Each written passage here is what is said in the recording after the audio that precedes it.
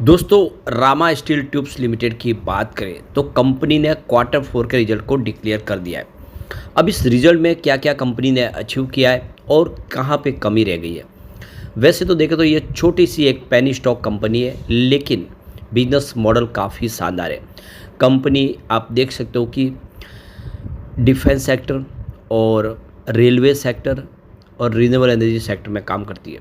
तीनों ऐसे सेक्टर है जिस पे इस समय सरकार का पूरा फोकस है और सरकार का बहुत सारा बजट इन सब तीन सेक्टर में जाता है। ऐसे में इस कंपनी का फ्यूचर बहुत ज़्यादा ब्राइट दिखाई दे रहा है। आने वाले इसमें सरकार की और क्या योजना आ सकती है और रामा स्टील ट्यूब्स लिमिटेड उसमें कैसा कमाल करेगा, उसको समझने की कोशिश करेंगे इस वीडियो के माध्यम से। लेकिन फ्रेंड्स, उससे पहले अगर आप पहली बार हमारे चैनल पे आए तो चैनल को सब्सक्राइब कर दीजिए, एक बेल आइकॉन दबा दीजिए ताकि जब भी नया वीडियो बने पहला नोटिफिकेशन आपको मिले। वीडियो पसंद आए तो लाइक से ज़रूर कीजिए। चलो फ्रेंड्स, वीडियो स्टार्ट करते हैं। मैं हूँ आपका दोस्त SB दवे और हमारे अपने चैनल ऑनलाइन कमाई में आपका बहुत बहुत स्वागत है।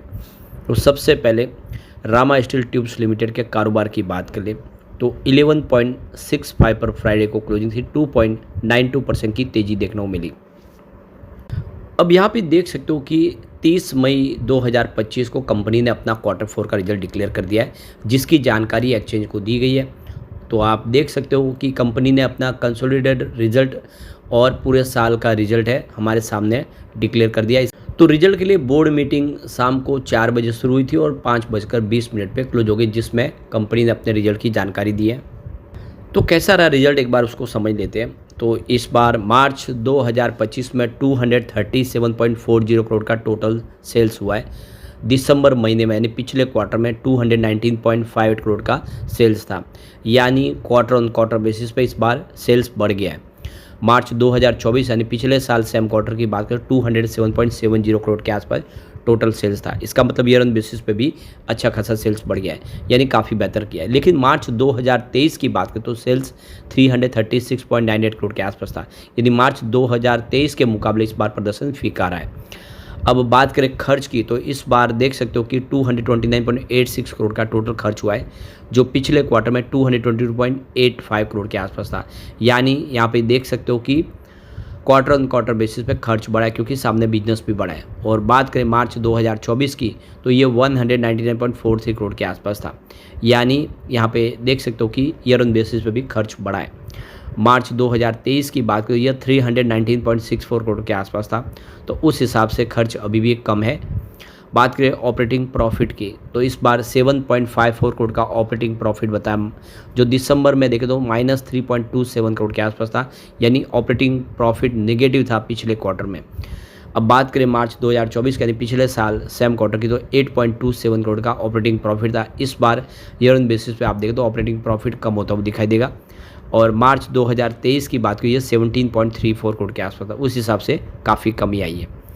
अब बात करें अदर इनकम की तो इस बार 2.47 करोड़ की अदर इनकम बताई है। पिछले क्वार्टर में 10.18 करोड़ की अदर इनकम थी। तो यहाँ पे देखो कि अदर इनकम कम हुई है पिछले क्वार्टर के मुकाबले, और पिछले साल सेम क्वार्टर में 5.20 करोड़ की अदर इनकम थी।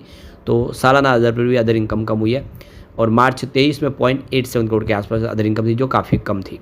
बात करें प्रॉफिट बिफोर टैक्स की तो इस बार 7.09 करोड़ का प्रॉफिट बिफोर टैक्स बताएं, जो पिछले क्वार्टर में 4.40 करोड़ के आसपास था, यानी क्वार्टर ऑन क्वार्टर बेसिस पे प्रॉफिट बढ़ा है।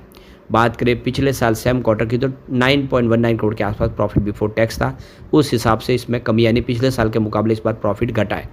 और अगर हम बात करें मार्च 2023 की तो वो 13.76 करोड़ के आसपास था, उस हिसाब से भी कम हुआ है प्रॉफिट। बात कर ले नेट प्रॉफिट की तो इस बार 4.44 करोड़ का नेट प्रॉफिट बताया, जो पिछले क्वार्टर में 2.92 करोड़ के आसपास था। यानी यहाँ पे देख सकते हो कि क्वार्टर ऑन क्वार्टर बेसिस पे प्रॉफिट में वृद्धि हुई है, लेकिन पिछले साल सेम क्वार्टर की बात करें तो 7.29 करोड़ का प्रॉफिट था, इस बार प्रॉफिट कम हुआ है ईयर ऑन बेसिस पे। और बात करें मार्च 2023 की तो वो 10.08 करोड़ के आसपास था, यानी पिछले 2 सालों से लगातार प्रॉफिट में कमी आई है। बात करें ईपीएस की तो 0.03 रुपीज़ का ईपीएस था इस बार, जो पिछले क्वार्टर में 0.02 रुपीज़ के आसपास था, लेकिन पिछले साल सेम क्वार्टर में 0.05 रुपीज़ के आसपास था। इसका मतलब क्वार्टर ऑन क्वार्टर बेसिस पे ईपीएस बढ़ा है, लेकिन ईयर ऑन बेसिस पे ईपीएस घटा है। और मार्च 2023 में ये 0.07 रुपीज़ के आसपास था। कुल मिला के आप देख सकते हो कि रिजल्ट ठीक है, प्रॉफिट इस बार जरूर घटा है, लेकिन फ्यूचर की संभावना काफ़ी ब्राइट है। अब पिछले 4-5 सालों में कैसा प्रदर्शन रहा है उसको भी देख ले। मार्च 2021 की बात करें, सेल्स 326 करोड़ के आसपास था, जो मार्च 2022 में बढ़ के 517 करोड़ तक पहुंच गया, और मार्च 23 में ये 1010 करोड़ तक पहुंच गया। मतलब लगातार आप देखें तो अच्छा खासा बड़ा सेल्स, लेकिन मार्च 2024 में सडनली सेल्स गिर गया, 794 करोड़ के आसपास सेल आए। लेकिन इस बार मार्च 2025 में सेल्स फिर से बढ़ के 840 करोड़ तक पहुंच गया। ये बहुत बड़ी बात है। खर्च 315 करोड़ के आसपास था 21 में, 22 में बढ़ के 496 करोड़ तक पहुंचा, और मार्च 23 में ये 977 करोड़ तक पहुंचा, और मार्च 24 में जैसे बिजनेस घटा उस हिसाब से सेल्स भी खर्च भी घटा और 757 करोड़ के आसपास आए। इस बार 830 करोड़ का टोटल आप देखें तो खर्च बताए।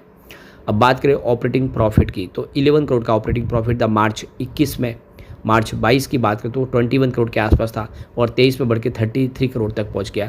24 में ये 37 करोड़ तक पहुंचा। इस बार ऑपरेटिंग प्रॉफिट गिर के 10 करोड़ के आसपास है, यानी पिछले 4 सालों से जो ऑपरेटिंग प्रॉफिट में वृद्धि होती है उसमें गिरावट देखने को मिले। ये थोड़ी सी डिसअपॉइंट करने वाली बात है।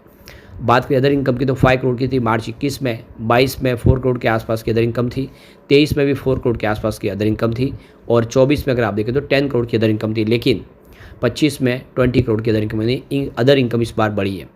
प्रॉफिट बिफोर टैक्स में 7 करोड़ का प्रॉफिट बताया था आप 2021 में।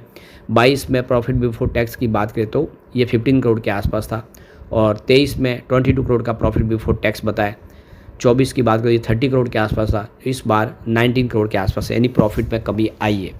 नेट प्रॉफिट देखें तो 5 करोड़ के आसपास था मार्च 21 में, 22 में ये 11 करोड़ के आसपास था, और मार्च 23 की बात करें 16 करोड़ के आसपास था, और 24 में 23 करोड़ के आसपास, और इस बार देखें तो 14 करोड़ के आसपास है। यानी आप देखें तो नेट प्रॉफिट में कमी आई है ज़रूर।